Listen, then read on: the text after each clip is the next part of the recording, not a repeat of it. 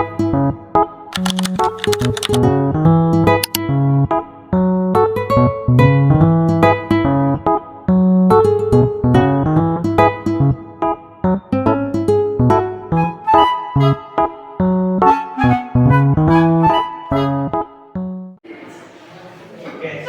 warahmatullahi wabarakatuh. Waalaikumsalam warahmatullahi wabarakatuh. Ketemu lagi sama Bapak di mata pelajaran IPA. Sebelum kita mulai, alangkah baiknya baca doa. Silakan ketua kelas untuk memimpin doa. Beri salam. Assalamualaikum warahmatullahi wabarakatuh. Waalaikumsalam warahmatullahi wabarakatuh. Buat sekretaris kelas, ada yang alfa atau tidak hadir? Ada nggak? Siapa? Ada. Kenapa alfa ya? Atau gimana? Sebelum lanjut ke pembelajaran, Bapak mau menanyakan kabar kalian, gimana kabar kalian semuanya? Alhamdulillah luar biasa. Allahu Akbar. Alhamdulillah kalau gitu ya. Sebelum lanjut ke pembelajaran, Bapak kan kemarin minggu lalu sebelum pertemuan Bapak sudah membahas tentang Microsoft ya.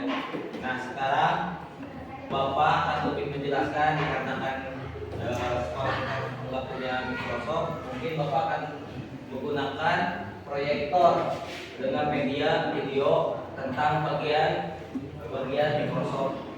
Sebelum dimulai videonya, mungkin Bapak ketua kelas tolong bagikan ini poster atau penjelasan Microsoft.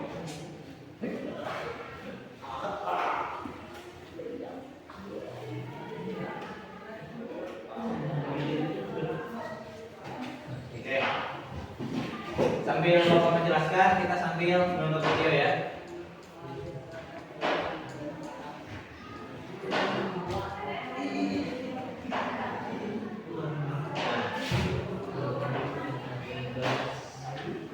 Yang pertama, bagian Microsoft itu ada lensa.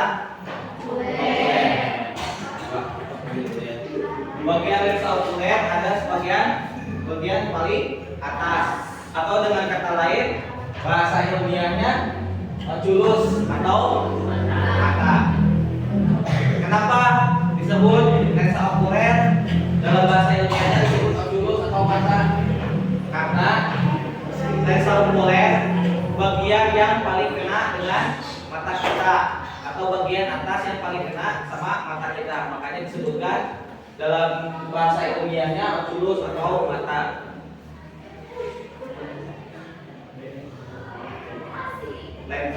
Lensa yang terletak dekat dengan mata, perbesaran 10 kali, 5 kali, dan 12,5 ya. Nah, buat yang kedua ada yang disebutnya lensa objektif.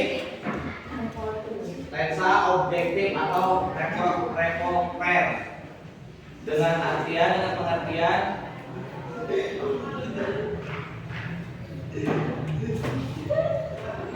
lensa objektif yang terletaknya bagian dekat dengan objek yang diamati. Nah, di sini kan sudah jelas ini disebutnya meja referan. Ini meja referan. Nah, yang disebut lensa objektif adalah lensa yang tiga ini. Perbesarannya ini seberapa Pak? Ada yang 40, ada yang 10, dan ada yang 60 perbesarannya ya. Yang ketiga ada bagian. Nah, buat yang kedua bagian ini, yang pertama lensa okuler sama lensa objektif, yang disebutnya perbesaran bayangan benda. Kenapa disebut perbesaran bayangan benda? Udah jelas di sini kalau misalkan ada kita sedang mengamati daun atau molekul-molekul lain, ini yang paling berfungsi karena sudah jelas ya kemarin juga sel atau molekul itu bagian terkecil dalam makhluk hidup. Nah, bisa diperbesarnya dengan alat Microsoft, yaitu dengan perbesaran intinya, yaitu lensa okuler sama lensa objektif. Lanjut, sini udah jelas tulisan lensa ukuler perbesarannya maksimalnya 10, misalkan perbesarannya 10 kali. Terus lensa objektif 10 kali, berarti perbesarannya cara menghitung perbesarannya itu 10 kali 10 100 ya. 100 kali perbesaran benda yang diamati. Buat yang ketiga ada istilahnya atau nama bagian tabung untuk menghubungkan lensa objektif dan lensa okuler. Kalau misalkan nggak ada tabung, pasti lagi kita mau bisa mengamati benda yang kita amati, apa yang akan kita amati.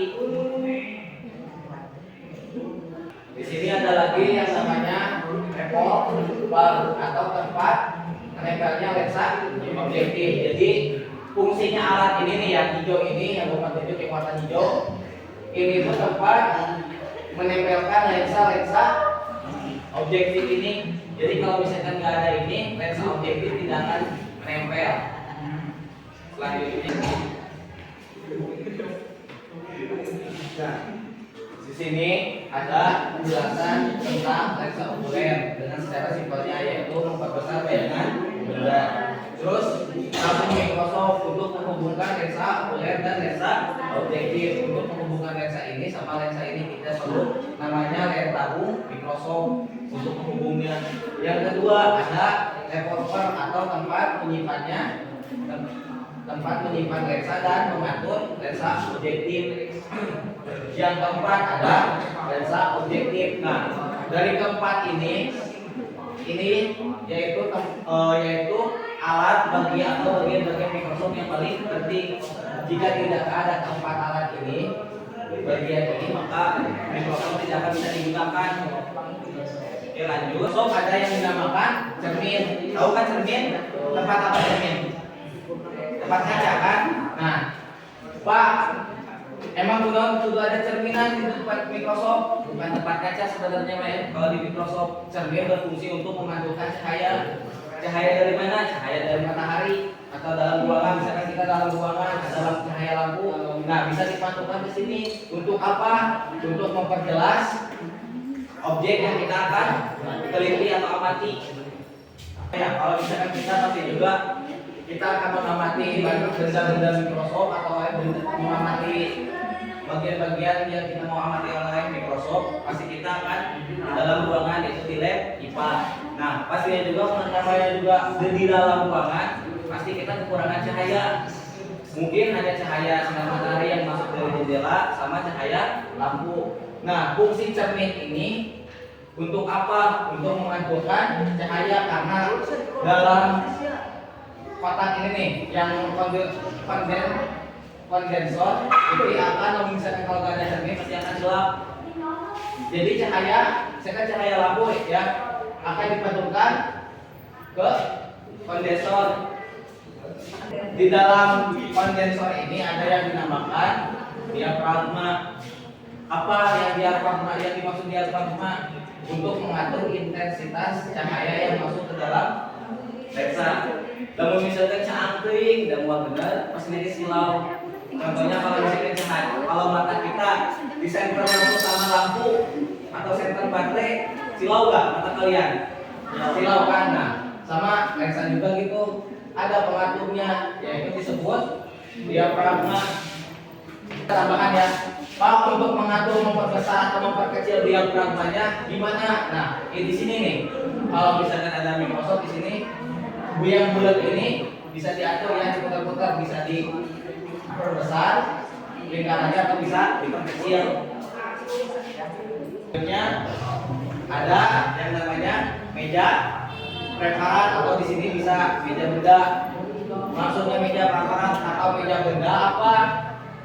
Misalkan kalian mau mengamati sel epidermis dari daun Romeo di sekolah, tahu kan? Yang Romeo di sekolah, yang atasnya hijau, yang bawahnya ungu, gitu ya.